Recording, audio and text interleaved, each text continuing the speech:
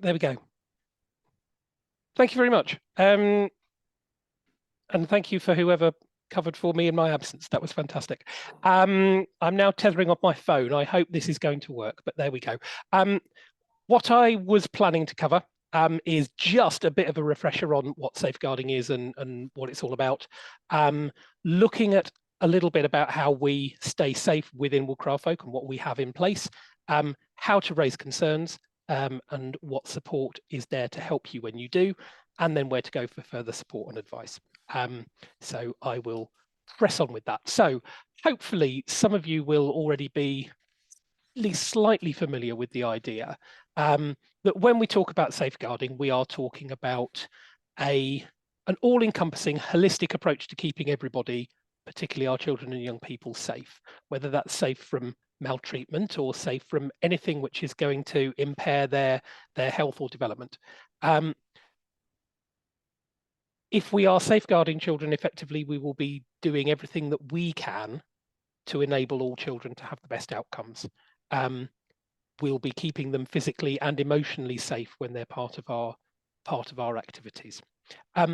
What we tend to think about when we think about safeguarding, as in the common phrase, "Oh God, I've got to go on some safeguarding training," is more the reactive side of our work, which is actually what we would think of as child protection. So when we are taking child protection action, we are taking a specific thing reactively to protect a specific child or children who are suffering or we believe are likely to suffer significant harm. And that is often when we will find that we are making a referral or otherwise engaging other agencies. When we do that, we are responding to what we know or suspect, or what a child has disclosed to us, either about themselves or about someone else. That is a subset of our wider safeguarding approach. Ideally, it's the part that we do least of, but we are always acting to keep everybody who is part of our activities and all our children and young people safe. Are people broadly comfortable with that? Yeah, it's good. Okay, fantastic. Thank you very much. So when we think about safeguarding and when we think about our safeguarding approach, think about all that stuff that is both proactive as well as the reactive stuff. Okay, so, oh no, I'm not going to ask you that. I'm going to ask you to pop back to the question on whichever device you had it on, and if you can answer the second question. What do we put in place in our groups to keep everybody safe? So you can type one or more things, words or phrases in there that you know that you do in your group, or possibly that you know that you should do in your group to keep. Owen, Carla here. Could you please put back the QR code? I missed it. So. Oh, okay. Yeah, sure. If you just go to menti.com and then put in that that thing, but I can flip the code back on. There we go. Scan that thing and hope for the best. Thank you. Just that I'm doing the meeting from my mobile phone. No problem.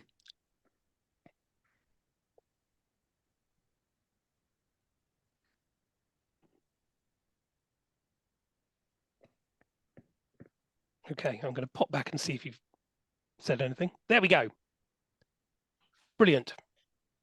Good answers so far. Anyone else want to bang in some answers? Now would be an excellent time to do it. So training, volunteer training. Yes, that's an excellent idea. Expectations, I'm going to assume that's about communicating our expectations, keeping attendance records, having positive relationships. All of this stuff is all very much part of our approach. It's almost like you don't need to be here. Okay, we will crack on then. All of those are really helpful suggestions. Principally, we have a number of things that are kind of the central planks of our safeguarding approach, although there's lots of stuff that we're all doing all the time. We will have named safeguarding leads at a group level. So every group should have a named safeguarding lead, and in some of your cases, you're it. But we'll also have a designated safeguarding lead at a UK-wide level, which is me. And on the rare occasions that I'm not in the business, then Leanne and Felix act as my deputies, so you can always get hold of one of us. Something that nobody mentioned on the slide just now, but I'm sure you'd all have got to, given a bit of time, is volunteer screening. So we take up references and we do background checks to make sure that the people that we're putting in front of children and young people are, as far as we can tell, suitable and appropriate people.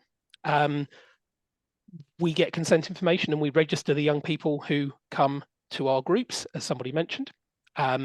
We have appropriate volunteer to child ratios, depending on the age of the children and young people, and we wouldn't work without appropriate cover. We plan our program in advance. An astonishing proportion of the things that go wrong in our groups go wrong when people are winging it.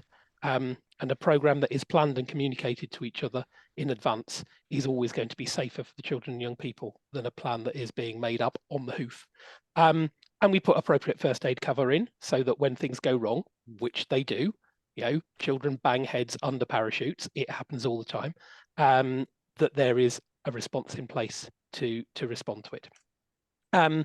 We hopefully do a risk assessment for our activities to make sure that we understand what could go wrong and how we're going to stop it. We have competent, experienced volunteers leading our activities who are operating within the bounds of what they're able to do. As several of you mentioned, we have safeguarding training for volunteers.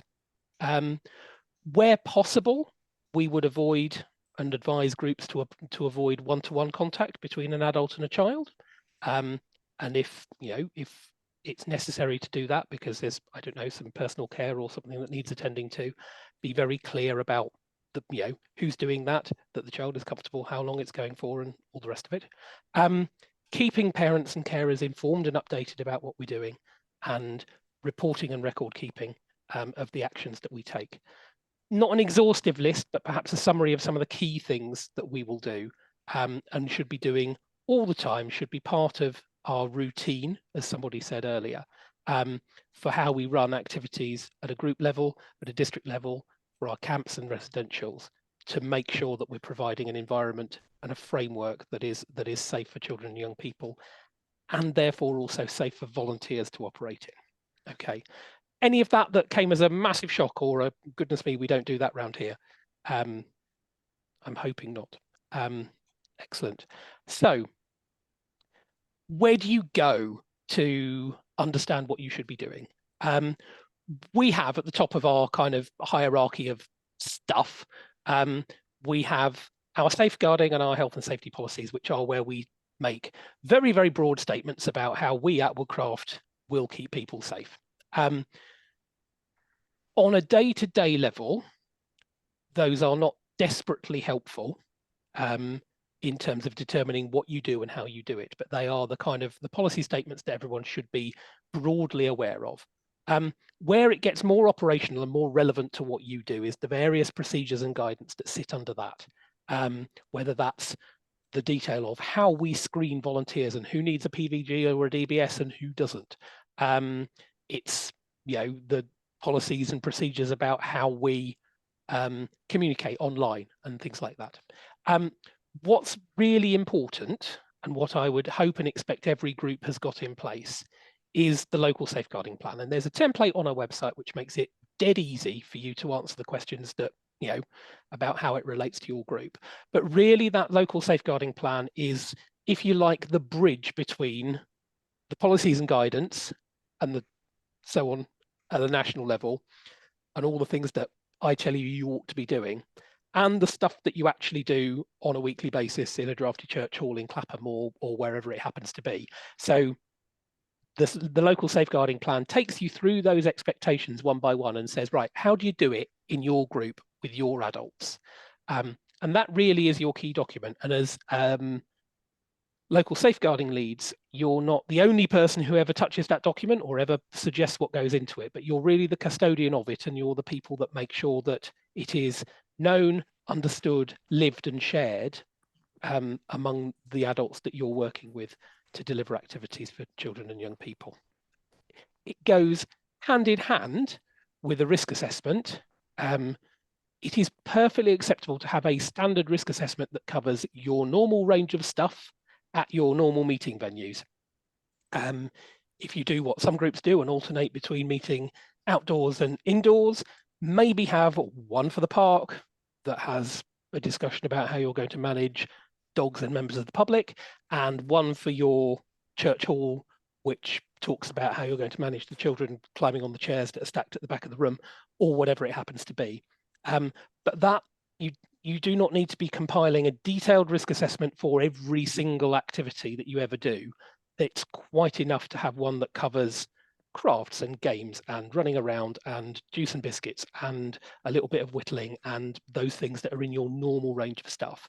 And it's only if you were doing something that was substantially outside of that normal range, like, I don't know, axe throwing or something. Don't do axe throwing. We're not covered for that, but you know what I mean, that you'd need to do a specific risk assessment going, okay, we're doing some dangerous stuff now, and we're going to have one-to-one supervision, or we're going to make sure that only a competent adult uses the flamethrower. Don't use a flamethrower, really don't. So the safeguarding plan and the risk assessment would really go hand in hand as that kind of pair of documents that talks about how you're going to manage the normal risks and issues that will come up at your normal activities and your normal range of stuff. And those are the things that safeguarding leads you should be keeping up on the agenda. All of that guidance and templates for the safeguarding plan, as well as webinars where I or more learned colleagues go through in detail talking about how to assess risk or how to fill in your local safeguarding plan, are all on the Woodcraft website, woodcraft.org.uk safeguarding. Frequent flyers to our website will notice we have had a couple of issues recently, and we currently cannot do what we had done, which is put nice little attachments on every page with documents. We are fixing that issue as quickly as we can, but you should find a clicky link on there which will take you to a Google Doc version of the document that we're talking about. If there's anything you can't find, then drop me a line and I will dig it out for you or point you towards where we can find it. We've had a small issue with the back end of the website and we're trying to fix it as quickly as possible, so bear with us. But rather than just kind of muddle through, do drop me a line if there's a document that you desperately need or want sight of. And we'll try and have that fixed as quickly as possible. So those are kind of the key resources that should be your Bible. There are a load of key relationships. I'm going to address you as if the majority of you are local safeguarding leads. Effectively, you are there as a kind of a check and a balance on the group coordinator. So, you know, a group coordinator and their local safeguarding lead are effectively the two people who are taking accountability for the stuff that goes on in that group. And the reason they need to be two different people is it's very important that parents, carers, young people, other volunteers have someone, if they have got concerns about the group coordinator, which, you know, has happened, that there is somebody who is not that person that they can take those concerns to. Sometimes group coordinators very busy trying to kind of coordinate rotas and programs and all of those sorts of things. Sometimes safeguarding can slip a little bit down the agenda, or we can be a little bit gung-ho about it. And at that point, it is your responsibility to just go, hang on a minute, how are we doing that? How are we keeping that safe? And that kind of, as I say, check and balance relationship where you're holding each other constructively to account is really important. In the vast majority of groups, the safeguarding lead and we'll also have an overview for health and safety because they're kind of very closely tied together. It may be, though, that you've decided to have those as two different people, in which case, great, problems shared and all that. But that relationship between safeguarding and health and safety becomes very important as well, if that's not you having a conversation with yourself. It's absolutely fine for it to be the same person, but I find a number of groups kind of want to spread out the tasks a little bit more. and have more of a team approach, which is absolutely fine. Sorry, was there a question? Was someone trying to jump in? Nope. Otherwise, I will just crack on. Owen, yeah, go ahead. apologies. I wasn't going to ask a question, but since you stopped for one that didn't materialise, I thought I would. Can I just, for clarity, I know that the safeguarding lead and the group coordinator must be a different person, and I think you just said that the health and safety, the safety person, which is sort of a newish role as far as I can see, can be the same as the safeguarding person. Can it be the group coordinator who takes that role? Takes health and safety. Yeah, it's okay. I think if you're splitting out the safeguarding lead and the health and safety lead, which I wouldn't advise you to do unless you're trying to broaden that team at the top. So in a sense, it doesn't really make sense to lump it on the group coordinator as well. But if the safeguarding lead, is just saying safeguarding, that's all I can hang on to, then absolutely fine. Yeah. Generally, you've all just told us in your group registration who's going to do what job, and the lovely Veronica is at the moment pouring through that to just make sure that there's no anomalies. So if there's any issues with what you've registered, then people will get in touch with you and query it. But yeah, it's really the importance of there being two different identified people, so that if you've got a problem with person A, you can go to person B in confidence, is the main thing. In an ideal world, those two people wouldn't be married to or shacked up with each other as well, just for the avoidance of doubt, because it doesn't help with that idea of there being some independent check and balance. That's not an absolute stricture, but if you can possibly avoid those people being in the same household, that would be great, and just help give the impression that we're a professional organization where things are done properly. Just because the idea of giving a parent or carer an independent voice to go to with a concern, which is actually somebody's partner, can be awkward and can mean that those concerns don't get raised.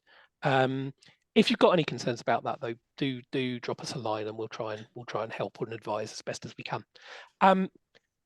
Above that, or at the centre of that web, perhaps would be better, is the Woodcraft Folk Office Safeguarding Team. So led by myself, and as I say, supported by Felix and Leanne, and increasingly supported by Rosie, our membership administrator.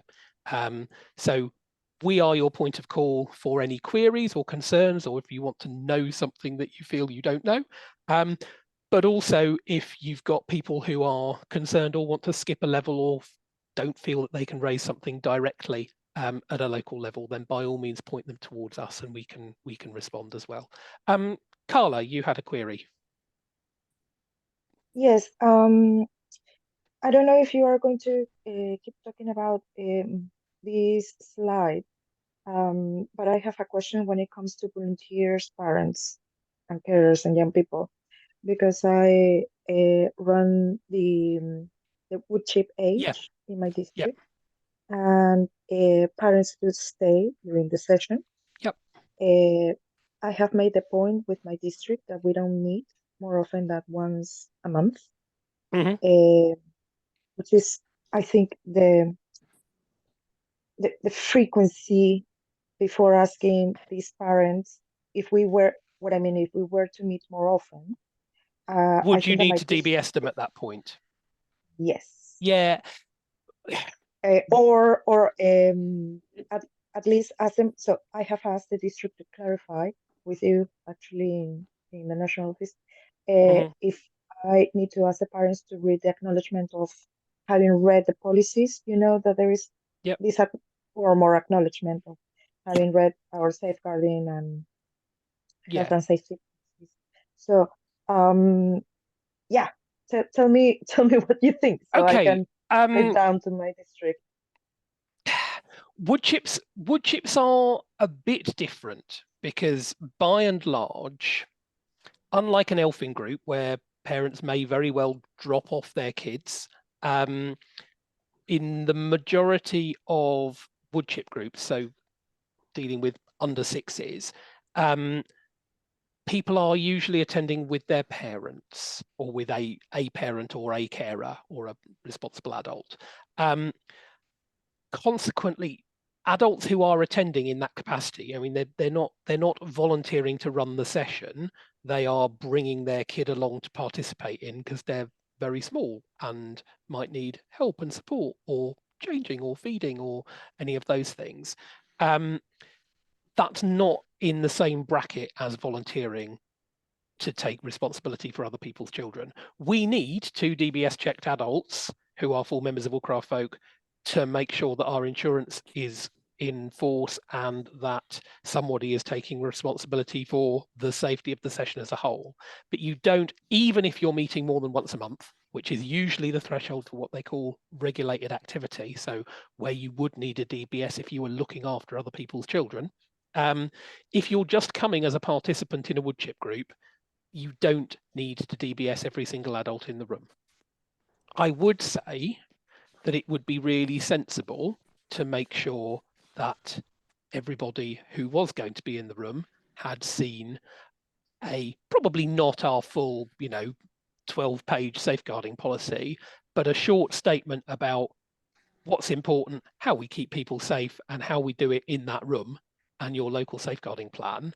It would be really sensible to make sure that adults who are going to stay understand that this is an organised thing, that they have to follow because they're not coming as volunteers, they're coming as participants. They have to follow basically what the leaders of the session say about how we keep people safe. But you wouldn't need to routinely screen them. I'm really happy to take that away and perhaps drop you a line separately, Carla, and maybe include the rest of your district team just to kind of follow up on that one, if that's helpful, because I know it's a bit of a grey area. Sounds great. Thank you. Okay, grand. I'll make a note of that and hopefully not forget it. If I do forget it, you've got my email, so remind me, but I will drop you a line. Okay, so as Carla has just demonstrated, if there is something that you do not understand, contact the All Craft Folk safeguarding team, and we can provide the advice or guidance as we can. If you are fortunate enough to have a volunteer coordinator or a training coordinator in your district, that's another really key relationship that I'd hope you would be able to draw on. But also, as the champion of safeguarding children and young people for your groups, being visible, being proactive in talking to other volunteers, in being available to parents and carers and to the young people themselves, if anyone's got a concern, is also really important. And you're absolutely key as a local safeguarding lead in making sure that Woodcraft Folk is a friendly, trusted, inclusive, supportive organisation where people know that their concerns will be listened to and responded to, because that's the way that we keep it safe and enjoyable for everybody. So those are your kind of key relationships. You as a local safeguarding lead, as I say, kind of sit in the middle of that web of relationships. What we're looking to you to do as a kind of cog in that wheel is to be the person who knows what happens next. So if someone comes to you with a concern or has some information or a disclosure to share, you should be aware of where that should go next. And if you do your local safeguarding plan, there is literally a box there to say, right, what is the contact number for the local social services or social care or safeguarding board and the designated officer at the local authority. Find that stuff out, engage with that contact and those structures before you have to use them at the point of need. Sharing information with other volunteers when necessary. We talk about need to know when we're talking about safeguarding, and it's it's vitally important that people don't share more information than necessary. But if there's something that everybody needs to know who's volunteering with a particular child, make sure that that's shared on. If you are told in confidence that child X should absolutely not go home with that adult who might come to pick them up, obviously everybody who's going to be taking responsibility for a pioneer session that term is going to need to know that, because if you keep that all to yourself, then we can't keep everybody safe. Yes, if you go and blab it around the village, that could end up awkward, but people need to understand the information that they need to have to keep people safe. And again, we can always help you to kind of navigate those grey areas when they come around. Ideally, you would be coordinating, or at the very least signposting other volunteers locally towards safeguarding training. It's a responsibility, it's a condition of volunteering that everybody does safeguarding training relevant to their role. Depending on the role that volunteers have got, that might be a reflection, a conversation within the context of a district meeting or a planning meeting. It might be attending a formal course. It might be attending one of these webinars or something similar. I would expect volunteers to be coming to you as a local safeguarding lead as the kind of first point of contact with concerns. And in the majority of cases, if it gets to the point that we do want to make a call or a referral into social care, because there is a child at risk, it would normally be you, with my support if necessary, who would make that call, or at least support a volunteer to share what they know. But in the rare occasions when that happens, we will always talk you through it and hold your hand through it, because it can be a challenging process to navigate. As Carla just identified, making sure that volunteers have got sight of the key policies and procedures they need to know is a really important part of your job, as is that general kind of cheerleading for our safeguarding approach, making sure that safeguarding is on the agenda, and is discussed at meetings, discussed when you plan your activities, when you're thinking about going away for a camp, think how you're going to keep people safe. It isn't that it's always your job, but it's always your job to raise it and to make sure it's being discussed. Actually, it's a shared responsibility that every adult who is volunteering has a part to play in. But your role is to make sure that people remain aware of that, keep it in the front of their minds. Okay. Does that all make sense? Yeah. Okay, fantastic. Well, can I ask? Yeah, go ahead. When does the training come in? Is there other courses for safeguarding training? The training comes in about 2 slides time, as it happens. We run a webinar every month, nationally like this, with a safeguarding theme. We mix it up a bit. Sometimes it's about residential, sometimes it's about risk assessment. This time of year, it's often a sort of refresher for local safeguarding leads. So there'll always be one of those. But there's also other courses that you can signpost people to locally as well. And I'll come on to that in a moment, because I've got a couple of links. But also there are, or at least there will be when we fixed it on the website, example session plans, which are very much set in a Woodcraft context, which are particularly suitable for kind of rank and file volunteer group helpers and leaders. They are more about talking about how we do things and how you do things at a local level. And some of the scenarios that I'm going to talk to you about in a moment appear on there as an exercise to work through as a group. That session plan doesn't presuppose any knowledge on your part. If you've got the handout and the session plan, then you can deliver it, because it's about collecting the knowledge in the room and agreeing how you're going to work together. But that's a really good thing to run locally, and it's designed to run in about an hour and a half, in parallel to a group night session. So I'll point you towards that at the end as well. Okay. So, sorry, raising concerns.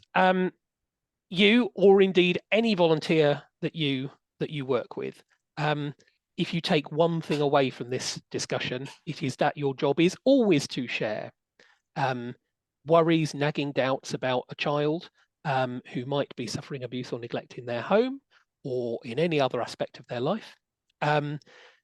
Inappropriate behaviour that you see by an adult volunteer or another child that gives you cause for concern, or just volunteers, not abiding by the ways that we have all agreed to work together to keep people safe. All of those are a potential cause for concern, and are the sort of things that you should be sharing and discussing, and other volunteers should be sharing with you as a safeguarding lead. 90% of the conversations that I have with local volunteers would fall into one or more of these categories. Most of the time, I am, the conversations I have are, this thing happened, this is what we did, does that sound about right? Actually, most people's instincts in this organization are pretty sound, and often we're just documenting what's been done and talking about it, but always share that information.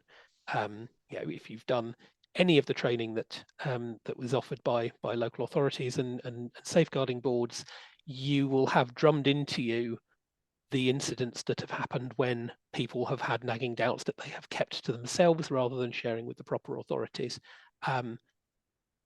Even when we see the kid for an hour and a half every week, or not even every week, we have a valuable insight which can really help support people who have more official but perhaps more sporadic contact with that child or young person, to fill in the gaps and build a picture of what's going on in their life. And it's really important that we share that where we can.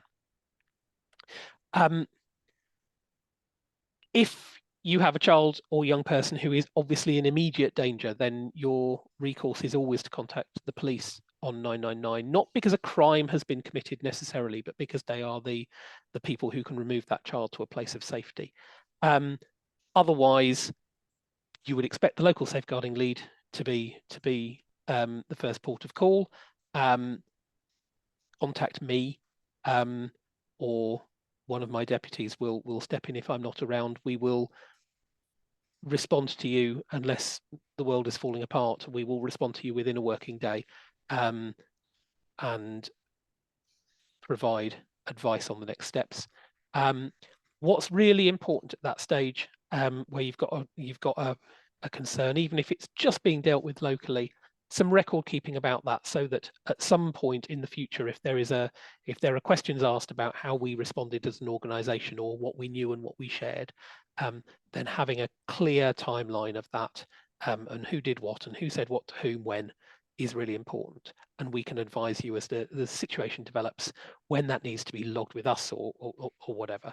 But we can take all that as it comes. Okay. With 15 minutes or so to go, I wanted to turn over to you. Let's consider a couple of scenarios. So feel free to unmute and jump in with these.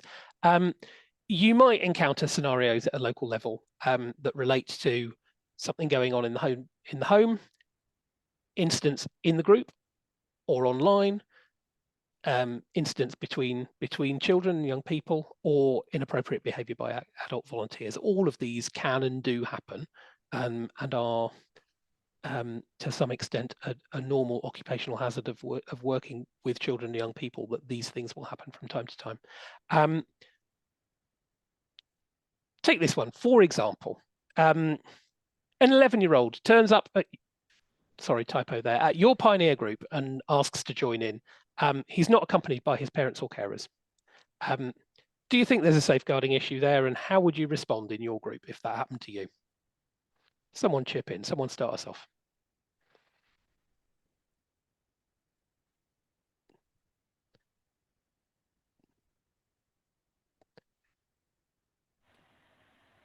Go on, shall I start? Yeah, go ahead. Yes, crack on, Jenny. So yes, obviously one of our things that we need is that consent form from parents, where we've got contact details and any other bits and pieces we need to know. So before we could allow this child to stay, we would have to make some attempt to work out where his parents, or where their parents were, how they'd got there. The scenario we've most often had is not actually children turning up completely unattended, but kind of turning up, tagging along with a friend who's already in the group, which usually gives us a good start to at least, why have you brought us an extra child, and who are they, and where have they come from, and Yeah. Oh, well, they came round to mine for tea, and you know, their mum's not That. picking them up till 8 o'clock. Yeah, I know that one. Yeah. Okay.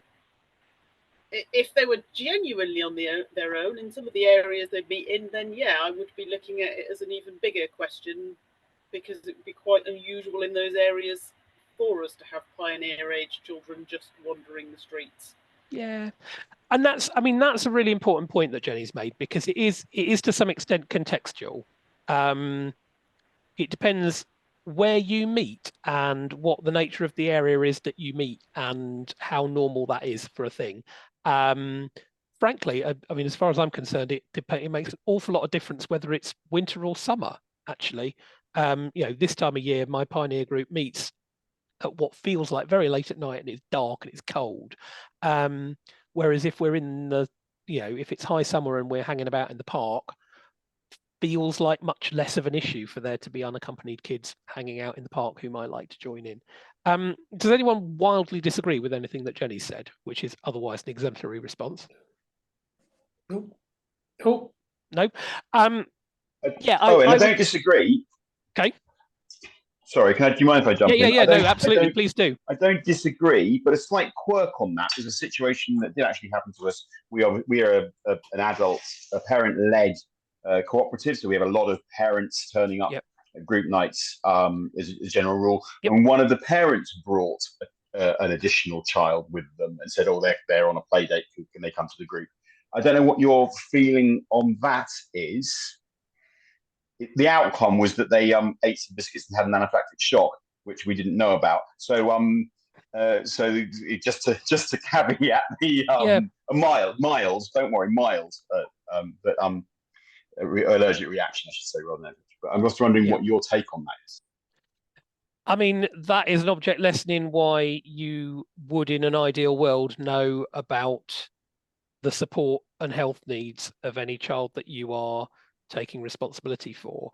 It could have been, you know, I think if I'm reading between the lines, I think there was an adult there that was saying, it's all right, he's with me.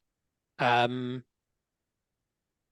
actually, you know, if heaven forfend that had been a worse situation, that's not how a you know, how authority would have seen that when he stepped into the group setting, that Woodcraft folk was taking responsibility rather than that one adult who had brought him along. Because when you come and be part of a group, whether it is led by one or, you know, sorry, not never one, whether it's led by a small number of leaders or whether there's a large number of adults there supporting it and making it work, it's a structure, it's an organization. We are corporately responsible, and we need to make sure that we understand the health needs of any child or young person. I think it's challenging when you've got an adult who is presumably in some way, shape or form part of leading the activity coming along. But I think it's that thing I mentioned earlier about that's why you have somebody who's keeping this stuff on the agenda, somebody who is helping to hold people collectively, you know, constructively to account. I think the reflection from my point of view is that whatever you decide is going to be your response to this and how you're going to manage and mitigate the risk, it's much better if you have an agreed response to that. If this thing happens, that you communicate to everybody, rather than what sounds like it happened in your instance, Tom, which is it took everybody a little bit by surprise and it possibly hadn't been discussed in advance and it was just assumed that it would be all right, and a thing happened, however minor, which is why I would urge you to have, as part of your safeguarding plan, a discussion about whether or not it is acceptable to bring little Johnny, who is on a play date, along to group, because actually, you know, you would hope that someone in that situation would have been told that someone was allergic to something, but clearly not in this case. So discuss it, agree it, and communicate that, so that's a shared understanding. And if people are not falling in line with the collective decision that you've made on that, be prepared to hold them firmly but constructively to account for it. Does that help? Yeah, absolutely. In some ways, being a minor issue, in some ways, highlights why we make those decisions. So it's quite good. Yeah. I would tell you, because these are to some extent drawn from life, in the particular issue, the particular instance that happened here, the kid was allowed to join in the session on the basis that, you know, we'd contact the parents afterwards and see if he wanted to sign up properly. Parents were blissfully unaware that he had engaged with an organised young person's activity. As far as they were concerned, he was missing, and they had called the police, who turned up looking for him. Followed a slightly awkward discussion with the volunteers running the group. So even if a child says, you know, I've got permission to be out, may or may not be getting the full story. And I would suggest that in this case, in such a case, you would always at least try and make contact with the parents by phone. Even if you agree to kind of get a, you know, full sign up and consent form and things somewhere down the line, at least having verbal consent, oral consent saying, is he all right to be with us at 8:30 until 8:30? Is there anything we should know? Is a really sensible way to approach it. Okay, I had a couple more of these, but let's just do one more. Yeah, let's do this one. Topical. I don't know, does anyone work with venturers? Tom, you work with venturers from time to time, don't you? Is this on record? Yes, I do. Yeah. So a scenario for you. A bunch of venturers have set up a WhatsApp group. A child tells, sorry, my grammar's awful when I'm doing this. A child tells their parent that some of the messages being shared in the group make them feel uncomfortable. Do you think that's a safeguarding issue? And how would you respond? So venturers, you know, older teenagers, old enough to be on social media and have an autonomous relationship with their peers, but something's going on that's making them feel uncomfortable. What would you do about that? My response is slightly different based on whether it's a WhatsApp group that was set up by some of the venturers as a social activity because they happen to know each other. Yep. Or whether it is a method of communication that the adults are using with the venturers. Absolutely. Go to the top of the class. What is that difference, do you think? Obviously, I think in both cases there is space within the group to have a discussion maybe around what those messages are and how appropriate that is. Yep. And that sort of thing. But ultimately, by venturer age, they meet at Woodcraft, they form friendships outside Woodcraft. Yeah.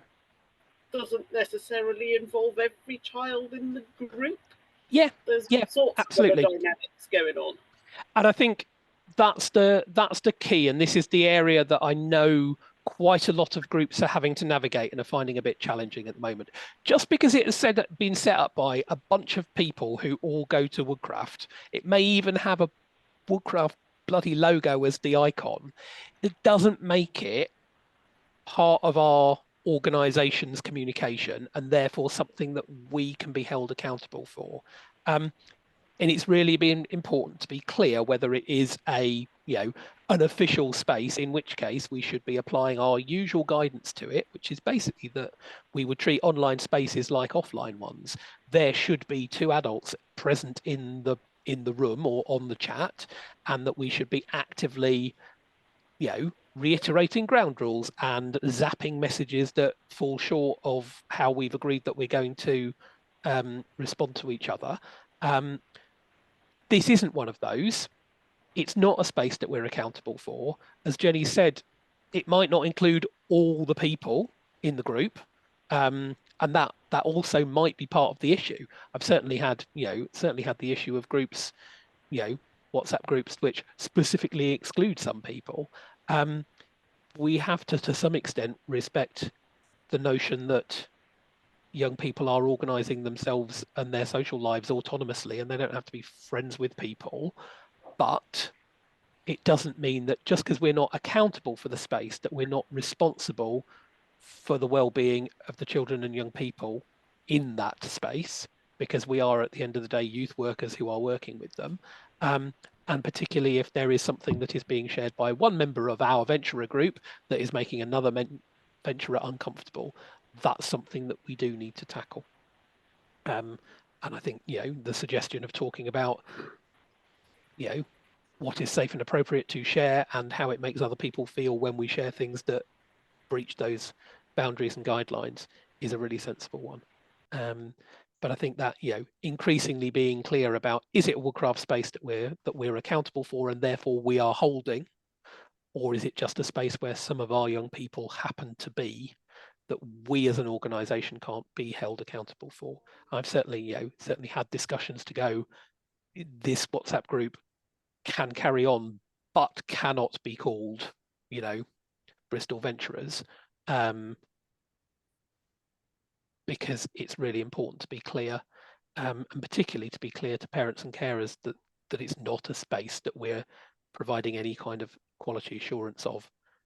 It's been set up autonomously by our venturers. Great, thank you very much for that. I will just crack on and round off, if you can indulge me with another 5 minutes due to the interruption earlier. Okay, some stuff that you might want to do if you are one of those 2 or 3 or however many it was who have just taken on this mantle for the first time, as a local safeguarding lead. What have you inherited? Have you got a risk assessment and a safeguarding plan for your group that's been prepared already? Where are they? When were they last dusted off and reviewed? And are the volunteers familiar with them? So if you don't know the answers to those questions, that would be a really good thing to go away and do as a result of this discussion. Record keeping. In an ideal world, as a new safeguarding lead, somebody should have handed over a folder, whether virtually or physically, of existing or historic records, concerns, complaints. Ask where that information is and where you can find it. Because we have volunteer turnover in this organisation, we have a horrible tendency for stuff to be lost in the mists of time. And if you are asking the question now rather than in 5 years when somebody comes knocking asking, what was the date of this incident, then we put ourselves in a very much better and stronger place to respond. Think about who needs to know what. Sometimes we work with children for a very long time. I've been dealing with I've been having a discussion just this week about somebody who is now in their late teens. And a safeguarding lead was saying to me, but the problem is so many of us have known them since they were 3. And we are involved in people's lives for a very long time. So as young people age up from elfins to pioneers to venturers and even beyond, what needs to be shared with group leaders as children age up? Are we making sure that that information is still accurate, correct? Does that person still have parental responsibility? Is there still a concern about that? And how are we checking that out and sharing it? We tend to ask you this when you complete your registration form, but also making sure that relevant incidents have been shared with us at Folk Office as well. We are a backstop for that, particularly that filing of historic information. If you are getting to the point where you are documenting a concern that you think you might be sharing, whether with a school safeguarding lead or with social services or whatever, you should certainly also be sharing it with us so that we can have your back as well and we can document the response centrally. So make sure that if there is relevant information that's being handed over to you, it has been shared appropriately, either by checking with your predecessor or by checking with us. Only by building up that consistent picture and reviewing how we respond as an organisation can we share good practice and make sure that we keep doing this well. And also within your local group, if you are not part of a lone group, if you're part of a district, with whether that's with multiple elfin groups or whether that's one group in each age range. How do you share information and communicate good practice and make sure that you're all working collectively?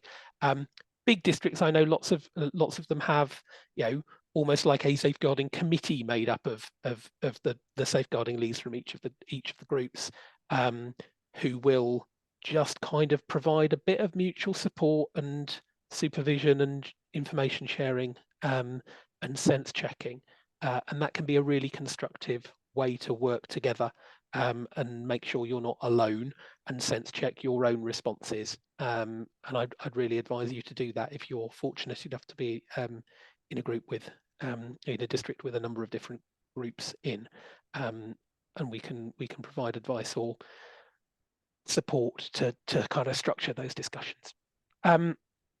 So those again would be really good questions to go away and ask as a result of today's session. I swear there was another one. Never mind. Okay. Further sources of support. Inside the organisation, the safeguarding pages, there's a directory there of all our policies and guidance and things like that. If you can't find what you want, or you have a question that isn't answered by the guidance that's online, or something you want to discuss in person, contact safeguarding@woodcraft.org.uk. That will come through to me and to Leanne and to Felix, and one of us will respond to you as quickly as we can. You can always contact us through the main switchboard number and choosing option 4 when the little annoying voice tells you. That will get through to whoever of us is on duty. The other thing that we are doing, as Facebook becomes increasingly inoperable as a way to organise, we are working on a Discord server to provide a space for volunteers to connect with each other, and to seek advice and guidance. There will be a sort of safeguarding lead channel on that, so watch out for announcements about that. We're just kind of testing it at the moment, to try and provide an alternative way of people connecting, and exchanging ideas and information. Oh, that's where the other one went. No, that's the same one. Never mind. Okay. Outside the organisation, there are a couple of places that you can go for support. The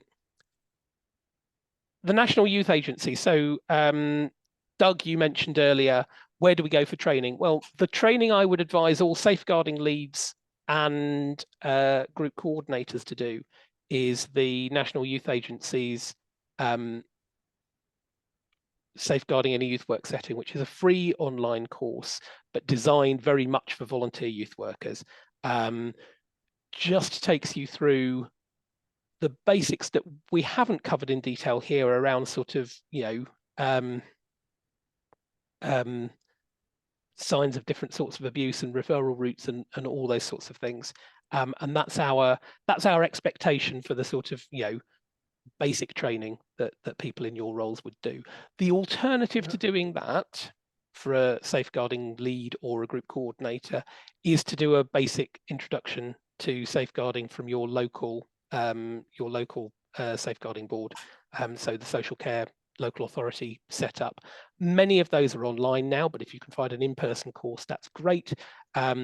It will be called Level 1 Safeguarding or Introduction to Safeguarding Children and Young People, or something like that. And that is also an equivalent qualification that we would urge you to get. The advantage of doing it on the NYA is it talks very much about a youth work setting. The advantage of doing it in your local Safeguarding Children's Board is that it will connect you into kind of local structures and be very clear about how to make referrals at a local level. So depending where you're coming from in terms of your area of expertise, that's a really good, choose the one that sounds like it would suit you best. If you're in any doubt about, is this something I should be referring, is this an issue that I should be looking into, the NSPCC helpline is a really good place to go. It's confidential, it's anonymous, but it's staffed by trained professionals. So if you want to sense check something before you make a call, then I'd advise you to call them for advice. particularly if you're dealing with some of that more reactive child protection stuff at a local level in your group. It's technically our employee assistance program, but we managed to swing it being open to volunteers dealing with safeguarding issues as well. So Health Assured EAP, if you use the username Woodcraft and the password folk, it's all top security stuff, then you can access free counselling listening service through there. We will always remind you, if something shitty goes on in your group or district and you're in the middle of the response, we will always remind you of that at the time.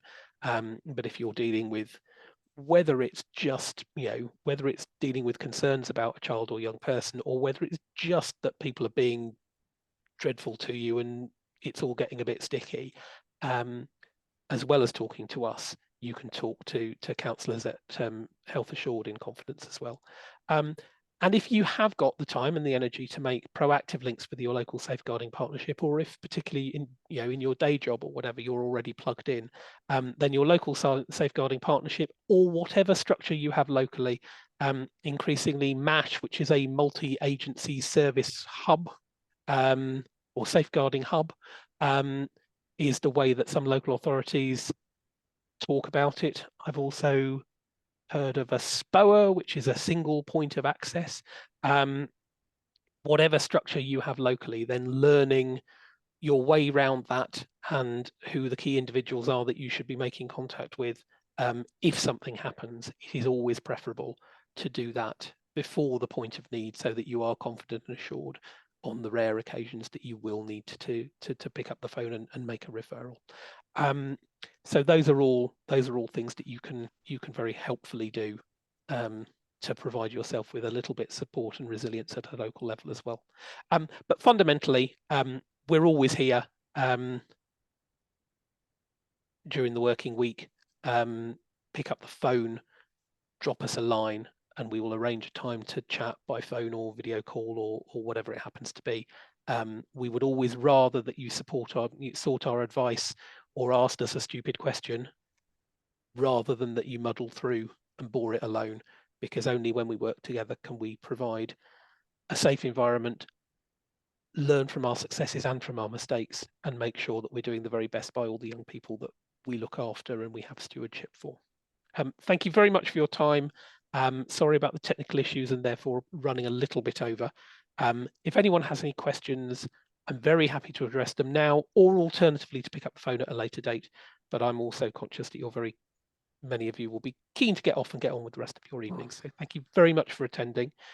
We'll have the recording up in a few days, and also the slides for you to refer to as well. But if there's anything arising, then please do give me a call in the next week or so as well. I'm very happy to hear from you. That's great. Thank you, Owen. Okay. Good. Yeah. Very Enjoyed welcome. that. Yeah. Thank you. Speak soon. Thanks, Yeah. Owen. Thanks a lot. Thank you. Take care. Bye. See you. Take Bye. care. Yeah. Thanks, you too. Cheers.